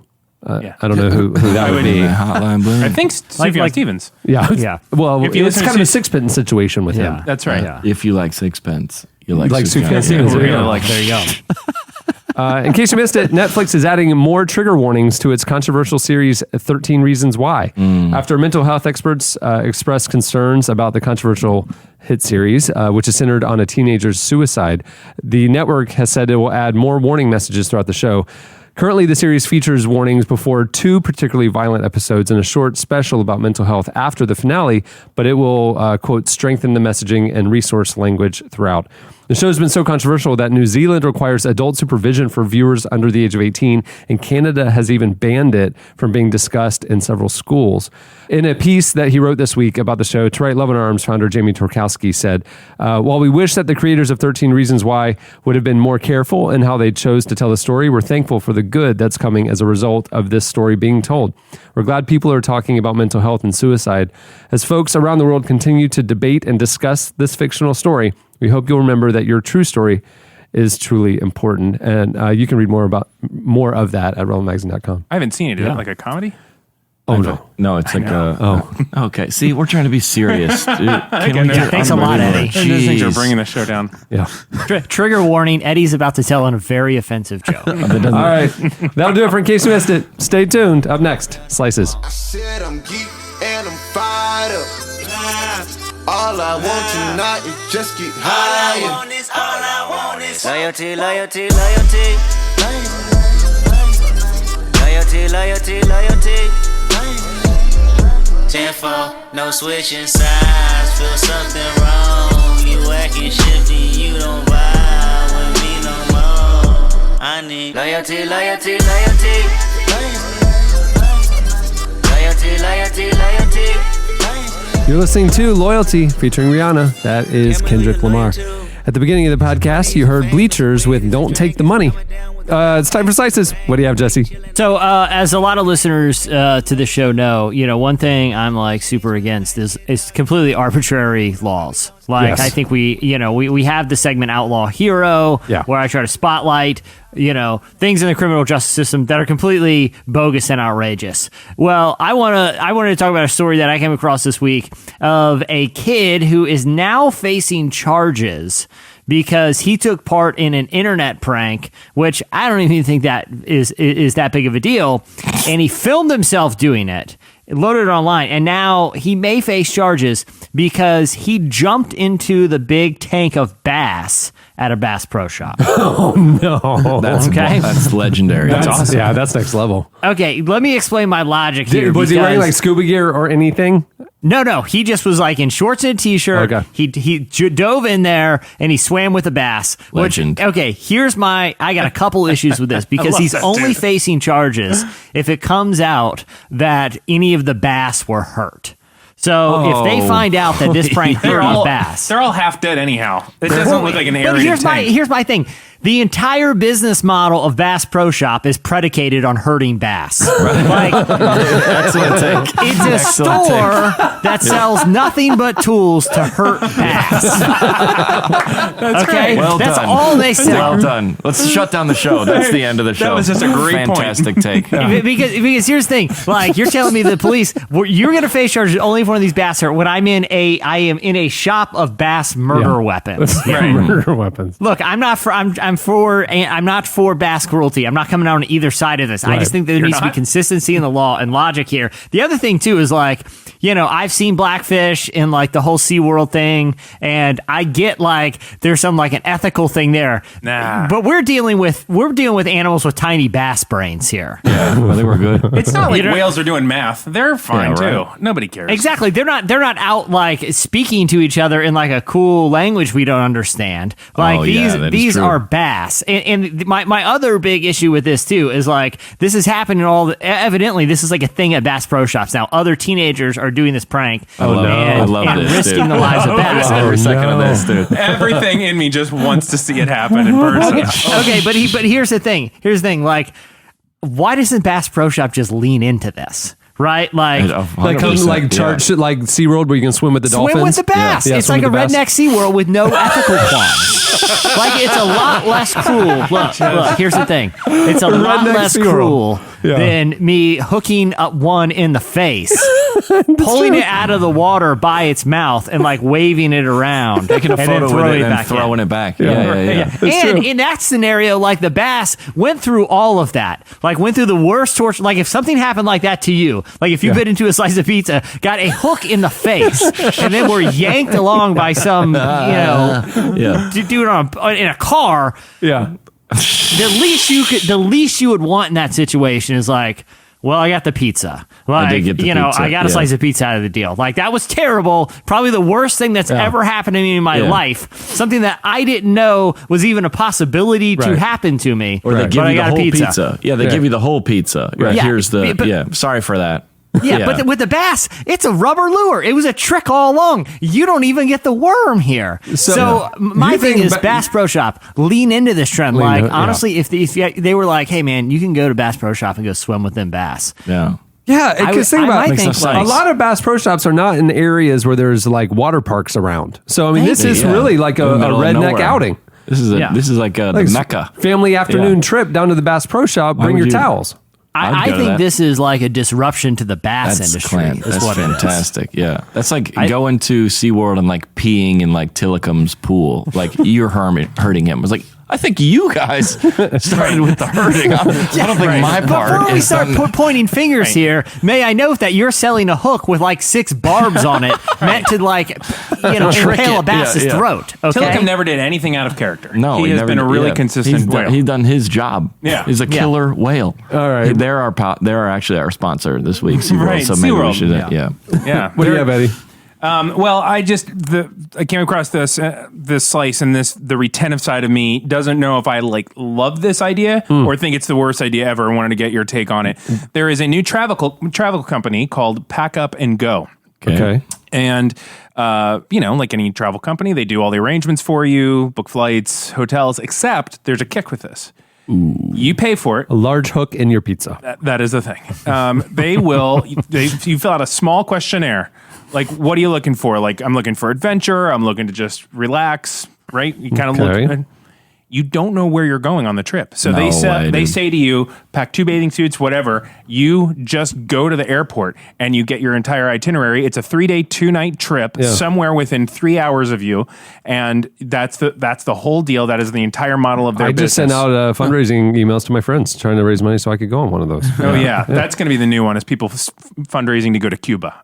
Right? Yeah. Don't you feel like people are going to be like wanting to get down there to the islands? Yeah. Cuba. You don't want to go. That's crazy. So pack up and go. Do you know like what kind of attire to bring? Yeah, I think they tell you don't bring a tuxedo. Do bring a bathing suit. Okay. The general. Yeah. I want to, Eddie, I want to get a job at this company and be like, hey, man, I'm really passionate about your vision here. This is such a cool startup. This, Right. And book like 4 of the worst vacations of all time. Right. Like you go down to the Bass Pro Shop is one of them. Yeah. Like one is like a trip to Trenton to go to New Jersey's last Bennigan's before it shuts down or whatever. And you're just... It's a culinary tour of New Jersey. Right. So you're a foodie. It's illegally, the health department is shutting this down in like 2 weeks. I mean, the manager's kind of off the grid right now. You're staying at some family's house that just needs like a sitter for 2 or 3 days. Yeah. So you're just watching. Pack a fanny pack and a Tommy Bahama shirt. Right. We're not going to tell you what's happening. Just no pants. None underlined. Why do I need a clown suit for this? So part of me loves it and just wants to try it.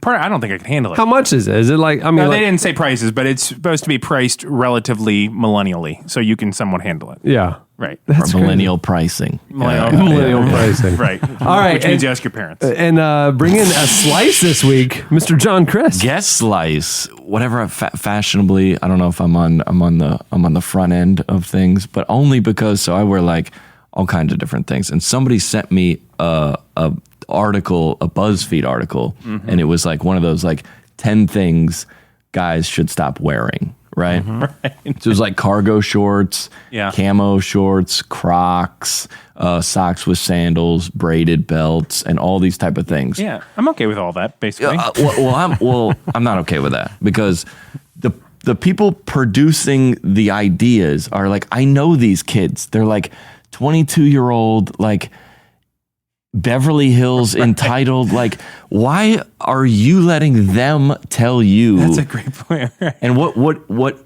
crushes in like Montgomery, Alabama is not going to work in Beverly Hills. Mm-hmm. So if you wore what they told you to wear in Huntsville, Alabama, you would get destroyed. Right. Like Crocs are probably awesome down there. Right. Mm-hmm. And they are fairly comfortable. Very efficient. Yeah, you can slip They're them not on like and squeaky off. rubber. Yeah, no, they're lovely. And John, here's a point that I brought up on this podcast several times. In some parts of this country, if a man is wearing a tucked-in T-shirt and also has a cell phone belt clip, man, you know that person has some authority in whatever he does. He's not putting with any shenanigans. That person is a medical professional. Yeah. Hey, you think the guy with the tucked-in T-shirt and a cell phone belt clip that like a gun holster? Do you think he's going to put up with any mess from anyone? Absolutely Don't even not, try dude. it. Yeah. Bring out your Mod Sticks, not how hot, and he'll send them right back, dude. For sure. He's a student of the law. That man. He sends out a message right away that this guy is not this is a perfectionist. He doesn't have time or patience for anything. Right. Imagine reading that article, going to your closet and throwing things out that you like, because a 22-year-old kid in LA told you it was not cool anymore. Imagine living like that. Right. You're like, oh. So I rock the Crocs and the camo cargo shorts all the time just to spite. Do you really? Yes, because I'm just angry at they are not in charge of what is cool. You know what they don't think about with cargo shorts, though? What? I wear glasses. Yep. So when I'm wearing sunglasses, Yep. I have to put these somewhere. Yeah, you can't put them in the front pocket. No, because I'm can't going to put them in a smash back them. pocket. No, those are already all reserved. Yeah. Back right pocket is the only open one. I'm going to sit on that. Gotta sit on that. That cargo short pocket. Boom. There. Answer me that. But they don't take account too. Here's what those listicles don't take account to is free birds. Yep. People out there setting their own style. Cameron, we have talked about this one time at length, and I know he's a friend of the magazine, and I don't care if he knows. But there's a man that it's Rob Bell, and his collar game makes no sense. He has gone through different periods in his career, full turtleneck collars, mock turtlenecks, weird open stuff. If you could do a Google image search for Rob Bell and just Collar look game. through the collars, it's a journey, and I think it represents his theology at the time. I watched his latest book trailer this week. He's got a new book coming out. 2 different ones. Neither of the collards. I didn't even know they made shirts like that. Like it was like a half button down, but extra wide, a little low. It was like a double sized neck hole. It was just a different level.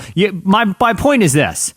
A BuzzFeed listicle about fashion trends isn't going to have that. Isn't going to have the people that are out there setting their own lane. Right. You know? Right. That he doesn't follow. Maybe he doesn't follow the rule. Like maybe he doesn't follow the Coachella rules. Maybe he just doesn't care. Maybe he just not, like. And then, but that's what they can't stand. Is they're like, what? You don't.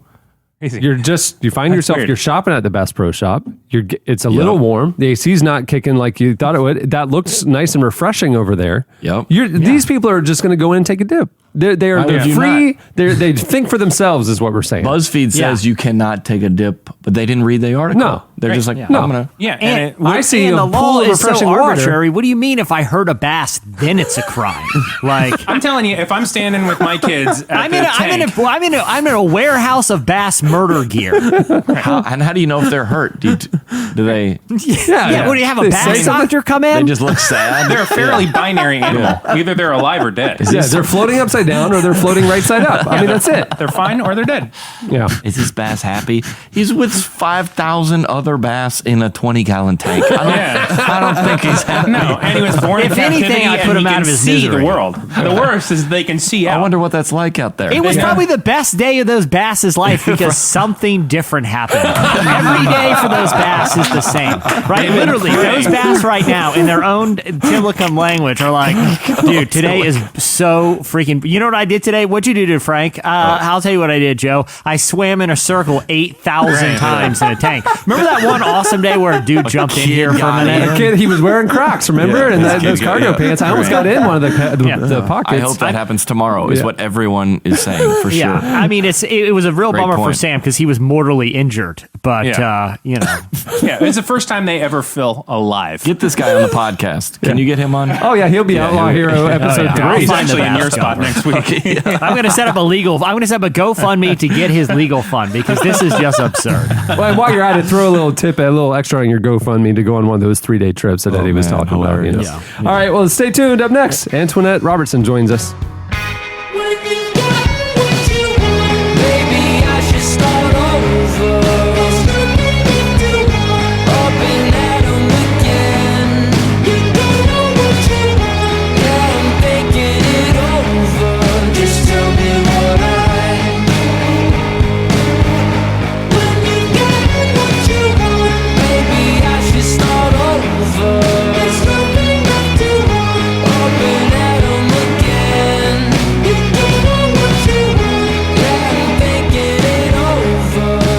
You're listening to Joywave.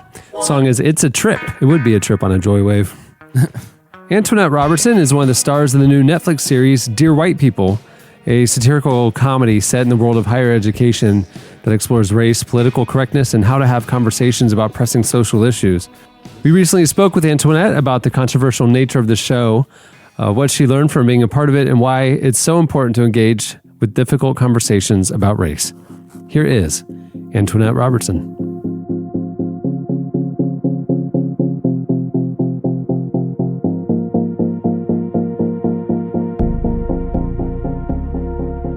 One thing that I really appreciated about the original film and, the directions of the stuff I've seen from the show is totally it's able to breach these conversations with humor and a degree of wit. Do you feel like those elements provide a way to have these conversations in a more disarming way for people that may otherwise be uncomfortable with them?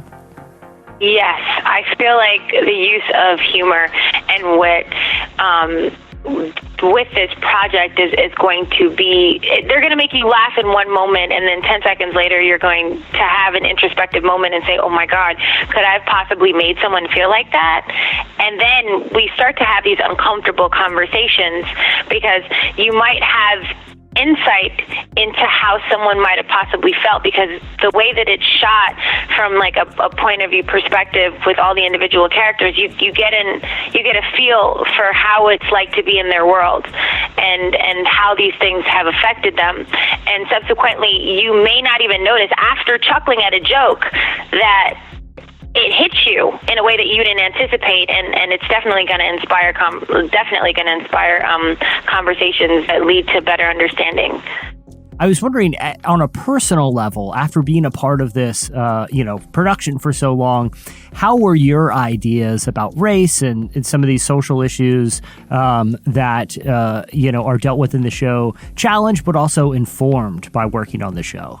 One particular thing that I felt like I went further in depth with would be like the colorism issues within our race, and how it's possible as a Black woman within my race to not necessarily feel accepted by members of my own race, given that. And this is in terms of my character, her perspective, in terms of her thought process about assimilation as a means of survival to be successful in the corporate world. I've had instances where people have told me that my natural hair did not look professional. And my thought process about that has always been, how can you tell me that I need to straighten my hair to look more professional when my hair naturally grows out of my head this way? And how is that unacceptable in and of itself? So seeing her struggle with Eurocentric ideals of beauty and being judged for choosing to conform, I want to say, to a degree, to how society views beauty and or how you believe success is attained. There were definitely things that made me take a moment and have an introspective, like a little heart-to-heart with myself and say, wait, hold on, are there things that I've done specifically because it might make my life easier in terms of conforming? And if so, why not be bold and brave enough to really reveal to the world who I am in every capacity, instead of covering myself up to be accepted. So I definitely had a couple of moments where I know personally I have a tendency to maybe dim my light in certain instances to make people feel more comfortable, if that makes sense, and or to be accepted. And I know we're all going through like this path of like self-discovery and figuring out who we are and our place in this world. So I that definitely was something that made me kind of like check myself. I want to say, like, wait, hey, why do you do that? And if someone doesn't really accept you for who you fully are, then that person isn't meant to be in your life, and that's okay.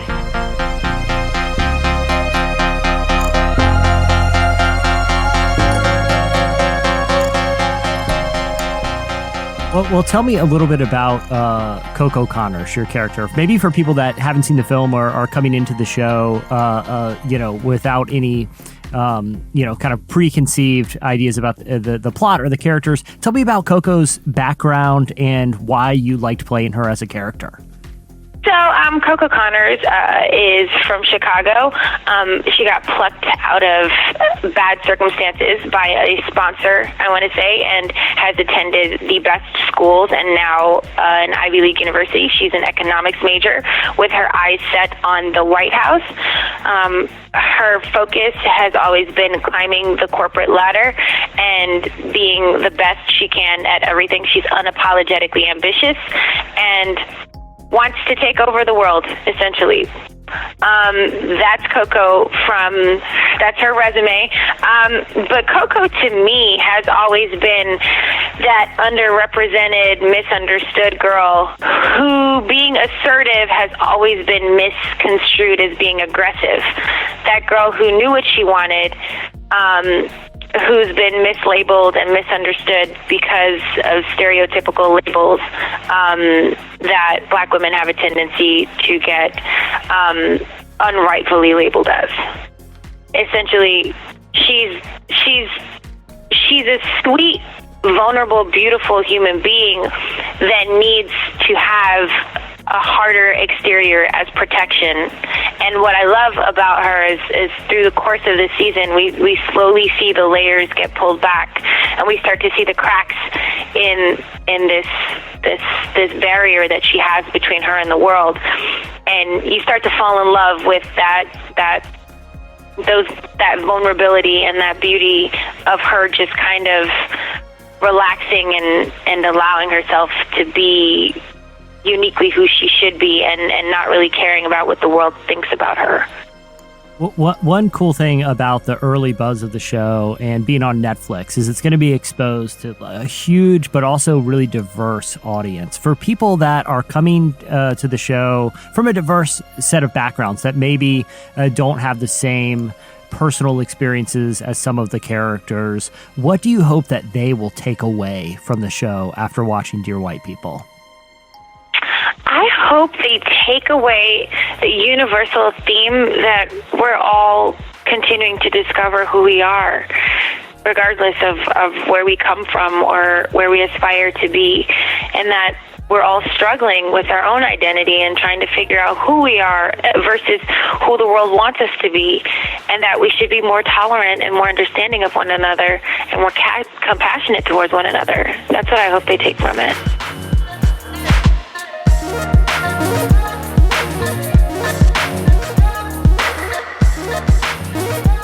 That was Antoinette Robertson. Stay tuned. Up next, a preview of the Shauna Niequist podcast.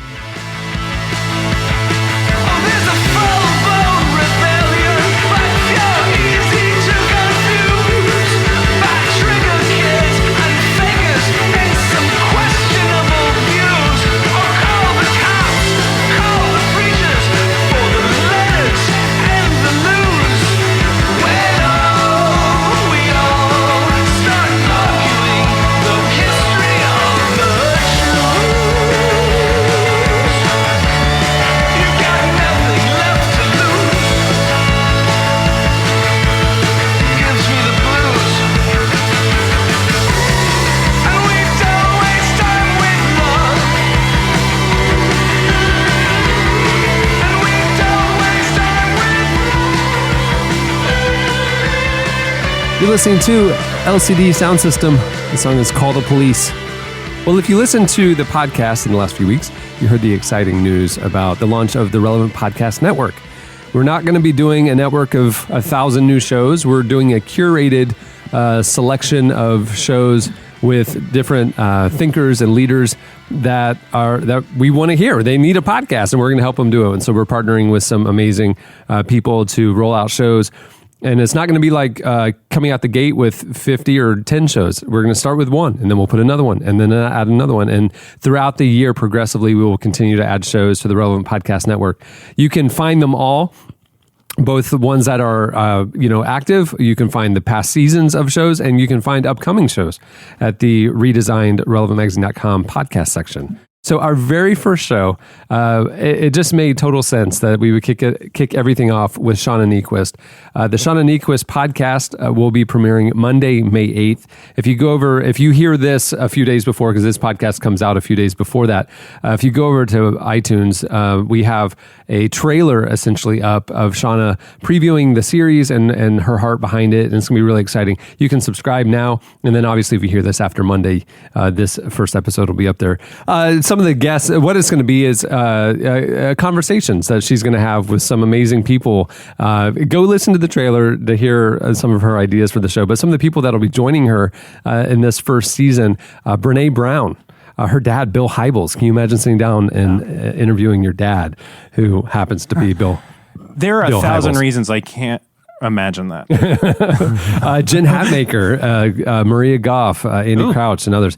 The first episode, everything kicks off with a conversation that she has with Tish Oxenreider. She's a very popular author and speaker. She's the author of a new book called At Home in the World, Reflections on Belonging While Wandering the Globe. She's also creator of the popular site, The Art of Simple. Oh. Yeah. Oh, neat. Yeah. Yeah. It's been featured on like NPR and CNN, HGTV. Yeah. You keep that liberal media to yourself. Sorry. I don't mean by saying that she's endorsed by the lamestream media. That wasn't to take away her credibility. So, kicking everything off, the first episode of Shauna Niequist podcast and the debut of the Relevant Podcast Network. Here's part of episode 1, Shauna Niequist talking with Tish Oxenreider.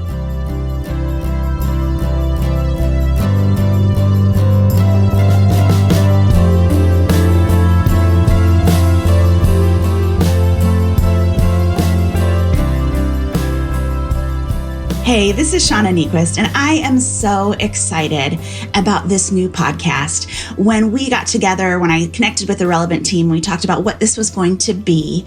What I am really excited about is this is essentially my opportunity to spend a little time with and learn from people in my life that I respect and admire and am tremendously interested in. And if you know me, you know that one of the things I'm always doing is saying, wait a minute, so-and-so, do you know so-and-so? Oh my gosh, you guys have to connect. You have so much in common, or you've shared this life experience, or you're excited about this same thing. I love introducing people and connecting them to one another. And so that's what this is. This is a chance for you to get to know some people that I'm really interested in. I want you to hear their stories. I want you to learn from them because I'm learning from them. They're the people that I'm watching, that I'm interested in, that I'm learning from. And then in every episode, again, if you know me well, you know that I always want to know what people are reading and what people are eating. So if we sit next to each other at a dinner, or if we are picking out produce at Trader Joe's, or if I encounter you anywhere in the world, I'm going to ask, what are you eating?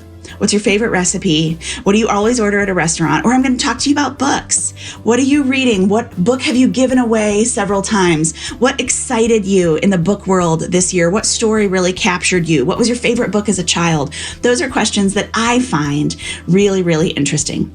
So people that I'm learning from that are inspiring to me. And then in every episode at the end, we'll spend a couple minutes talking about what they're eating and what they're reading, because that's always really interesting to me as well. So I hope you'll join us. We'll do, I think, 8 episodes with people that I think are fascinating. And then you'll always walk away with a couple book recommendations and a couple new ideas about what to eat. I hope you join us.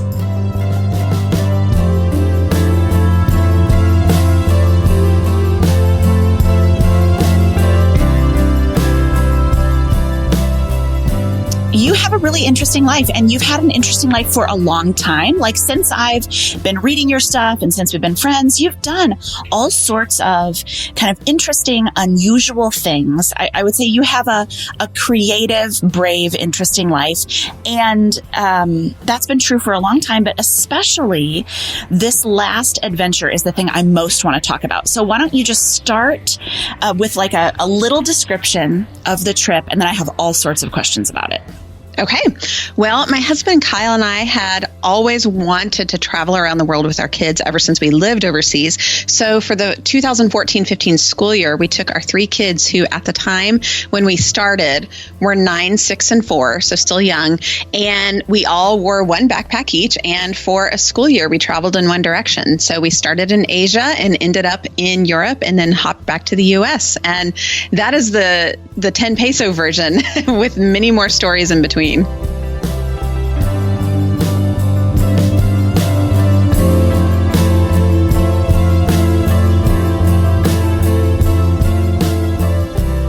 That was just a taste of the Shauna Niequist podcast.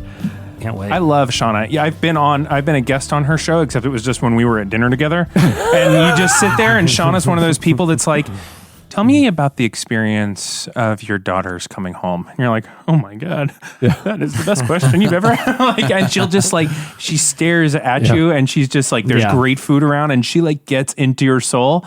The fact that she has a podcast is like, oh, perfect. Because that's just her default. That's who she is. She's just an inquisitive, caring person. When we literally for the last couple of years have been thinking about expanding out and helping create new shows, all we've been doing is, who do we want to listen to? I mean, it's not like who can we make money with or who could be super successful. And who do we want to listen to? And our first answer was ourselves, which is why we made this. But really, it was like, I want to be a fly on the wall with some of these conversations that Shauna has with these amazing people about, relationships and purpose and family and faith and life. And she gets into places in these conversations that it's just truly compelling. Before we move the show along, and it's time, for feedback, I want to say next week, the week after Shauna, we are debuting a podcast with Propaganda and his wife Alma. It's called the Red Couch Podcast, and it is going to be fascinating. Just stay tuned. Next week on this show, we're going to give you a preview of that as well. But if you want to go find it on iTunes, Prop also did a trailer preview. It's called the Red Couch Podcast with Propaganda and Alma. His wife is a university professor. Prop is an activist, a rapper. I mean, it's a fascinating worldview that they have, and we're going to be flies on the wall with some of their conversations. Do they actually have a red couch? Literally, the entire thing is recorded on their red couch. Yes. Oh, that makes sense. Yeah. And then after that, some other exciting shows coming up. This is... We are partnering with Eddie and IJM on the new Activist podcast. How about that? I'm so excited. It's going to be a lot of fun.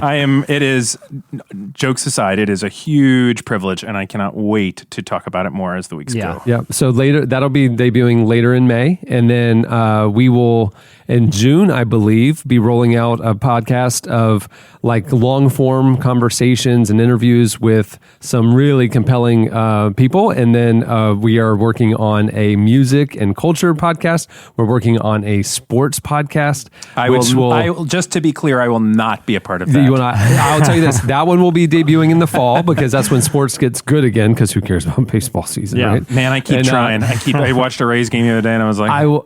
I watched them lose to Toronto, this the worst team in the country. I was like, oh, right, I'm out. I'm excited about that show in particular. I also will not be on that one. But we not only will have some amazingly funny people hosting it, but we will have an actual NFL athlete on the cast as well.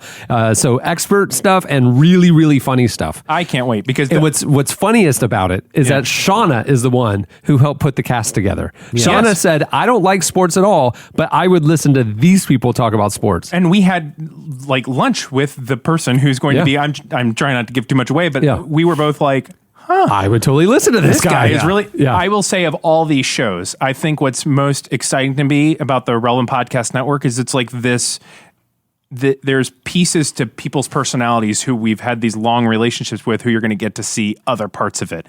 We've gotten pieces of Shauna, but now it's an hour. And Prop, who has been on the show and has just been wonderful.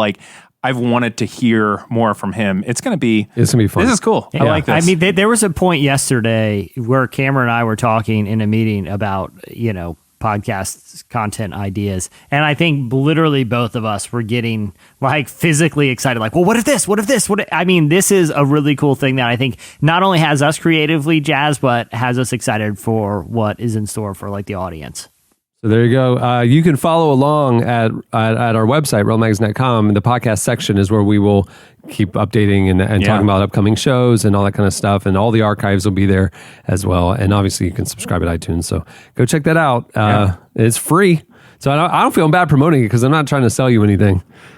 We should talk about that at some point. Amazing I feel like maybe you could put up a little paywall and make a little bit. I'm just thinking about Cohen. I don't know. I'm sure you're going to be fine. Support Cohen. Listen to Shauna's podcast. All right, stay tuned. Up next, your feedback. You say something loving. It's so overwhelming. The thrill of affection feels so unfamiliar. You say something loving without hesitation. It hits me. It feels so unfamiliar. At some point in our lives, we all must answer the questions. Who am I? What do I truly believe? In the new book, English Lessons, Andrea Locato takes us through the roads of England and the paths of the soul. Here, she explores the journeys of a changing faith and an unchanging God, and why growing up starts with realizing just how small we are. Learn more at AndreaLocato.com. Looking for me, try your best to reassure me. I was impatient to meet you. You're listening to The XX. The song is Say Something Loving. Okay, it's time for your feedback. Last week, we had a good one. For the question of the week, we asked you to tell us your most bold or maybe most embarrassing fashion decision.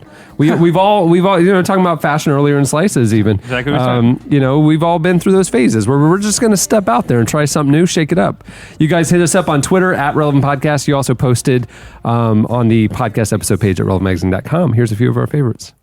Joseph says chainmail that I made myself. Chainmail belt, chainmail wrist cuff, chainmail guitar strap. He also adds this, and I apologize, Sean. He also adds, I was homeschooled. Okay, wow. Yeah. Definitely into the medieval fair. That was a low blow. Yeah. I like how people think I'm going to be hurt by that. Oh, guys, come on. Hey, talk about anything else, but that's where because you knew already. That's where I draw the line. You're like, he's my people. Of course he's going to be. He's going to be hurt by this. At least you prefaced it before knocking me down, so it doesn't count. Right. Like I know, yeah. Right. Kiki Pounds was among several users that had Jinkos on the list. Kiki saved up for her pink ones, but there were several people that also mentioned Jinkos. One was a mid-shin length short with back pockets that went past the knee, so they had to reach back awkwardly to get the wallet. Oh man, that is awesome, dude. Remember those? Oh yeah, the pockets went down a long way. I forgot about that. Yeah, you gotta crouch down to get the thing at the bottom of the pocket. You're touching your toes almost. Kiki, thankfully on Twitter, posted a picture of her and her pink Jinkos that she saved up for. Kiki, it was great. Oh yeah. So Serena, I like this one. 6th grade picture day, I wore a handmade vest with cows and moons on it. Also had 80s bangs. Too bad it was 1996. Oof. Okay, here's my prediction here. A handmade vest with cows and moons on it. She said it was 6th grade picture day. My money is still homeschool here, and picture day is just standing in front of the I'm going maybe she was homeschooled up through 5th grade. Mom and Dad wanted to go to the Christian school in 6th grade. She was still acclimating. Yeah. she was proud of her vest that she made the year before and wanted to show it off. She probably whittled her own pencils and stuff like that. Yeah, vests haven't really had a resurgence, have they? It's about time. I don't think they ever went out. I think those photographers' vests. BuzzFeed listicle I read said they did. Yeah. You don't get to wear that. Eric Odom says apparently wearing one pant leg up only works if you're LL Cool J. He learned this lesson the hard way. Yeah. Or if you work at Jimmy John's, you ride a bike, because that's why they do that. Because that's why that originally started, because you don't want to get ride a bicycle in the bike chain. You don't want to get your jeans caught in the bike chain. That's why you would roll. But the chain is only on one side of the bike. That's right. So you roll it up. Yeah. Guys, I'm from the streets. I know this thing. You are very hard. I never dawned on me. Yeah. That's true. All right, well, there's a lot more where that comes from. You guys outdid yourselves with photos and stuff. Do yourself a favor and head over and read those. Okay, it's time for this week's editorial question of the week. Hey, Well, okay, I think we need to update. Here's the deal. Yeah. We need to update the Christian band comparison chart. Right. Yes. I mean, I think it's imperative, and I think it's our duty. Right. Clearly, the one that we were referencing was written 15 years ago. So we need... Conservatively. Sadly, it was probably written last year.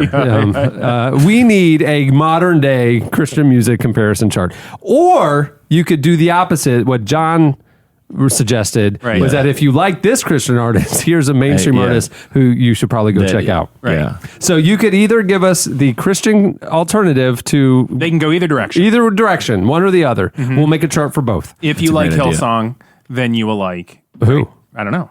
Hillsong? Let hope rise. I don't know. I think I just like you. Yeah. That was nice. Okay. That was really John nice. Crist singing. Sorry, guys. If you like Hillsong, you'll love John Crist singing Hillsong. Okay, sorry. So hit us up on Twitter at Relevant Podcast, or you can post your chart suggestions on the podcast episode page at relevantmagazine.com. Well, many thanks to our guests for joining us. Check out Antoinette Robertson on her new show, Dear White People. It's on Netflix now. And make sure right now, this week, go and download the premiere episode of Shauna Niequist's new podcast, which is part of the Relevant Podcast Network. You can subscribe on iTunes or anywhere that you find podcasts. Subscribe today. It's good. Thanks, John, for joining us, man. It was a blast. Hey, it's good to be here. Go check out his tour dates at JohnChristComedy.com if you're not afraid of venturing into secular venues. Ooh, yeah. Lots of secular venues. I mean, there's I'm doing like a week run in Vegas in like 2 weeks. Really? But there will be people drinking in there. So, Great. Well, can I just suggest people wear a chain on your wallet? A lot of pickpockets. Yeah, I'll wear that. Yeah, for sure. Good call. Yeah. And I would keep your cell phone on your belt clip in case you need to make a call to get out. Yeah, in case people see you like, whoa, is this guy? And with the Bluetooth. Yeah. That's right. Yeah. This guy must be high-powered attorney. I don't got time to reach down, unclip it. No. I just got to, you get it. JohnChristComedy.com. Hey, thanks to our show sponsor for making the episode possible. Remember, you can start your free trial today at squarespace.com and then enter offer code RELEVANT to get 10% off your first purchase. The new issue of Relevant, which we told you last week, is out now. Maggie Rogers, our favorite new artist, is on the cover. We have local natives. We have Pete Holmes in the issue. Just a ton of great content. You can go view the issue online right now at relevantmagazine.com. Yeah. And if you like what you see, maybe subscribe, get the magazine. I think you'll like it. There you go. You don't have to say it like that. What? They will like it. I realize you have to say it in a way that makes you sound humble. Like, hey, I'm not trying to sound humble. I just hate asking people to like buy our thing. I mean, if you like it, cool. It's not like you're raising support to go to Aruba. Yeah, I mean, you might. that's true. Well, that's like those like meme accounts on Instagram, like mash the like button. You're like, oh, hold on, how does it work? So if we like something, we press. Tell us again. How does this work? Right. So if we think this is funny, we tell other people, and then they, okay. Start from the beginning. All right, okay, back this up. Where are we right this now? Heart. This means good. Wait, heart is sometimes love. How does this work? Where's the smoking hot button? The smoking hot love button. Send us in your pictures of your smoking hot. Just for sure, don't do that. Actually, Definitely Cameron accountability filter will be blowing up. On that note, we'll wrap it. I'm Cameron Strang. I'm Eddie Kuffold. I'm Chandler Strang. I'm Jesse Carey. My name's John Crist. We'll see you guys next week. Dreams on the blade, different sides of the bed. Roll your eyes, shake my head. Now we're stuck in the storm. We were born to ignore, and all I got is a chance to just say, baby, love, you got me running. Thanks for listening to the Relevant Podcast. Connect with us on Twitter at Relevant Podcast and get bonus material from this episode and more at the podcast section on relevantmagazine.com. And don't forget to check the magazine out. It's available on newsstands and at the iTunes App Store, or you can subscribe online at relevantmagazine.com/subscribe. I pray for everything we lost, buy back the secrets. Your hand forever's all I want. Don't take the money. Don't take the money. When you're looking at your shadow, standing on the edge of yourself, praying on the darkness. Just don't take the money. Dreaming of it easy. Waking up without weight now. And you're looking at the heartless. Yeah, would you have a bass doctor come in?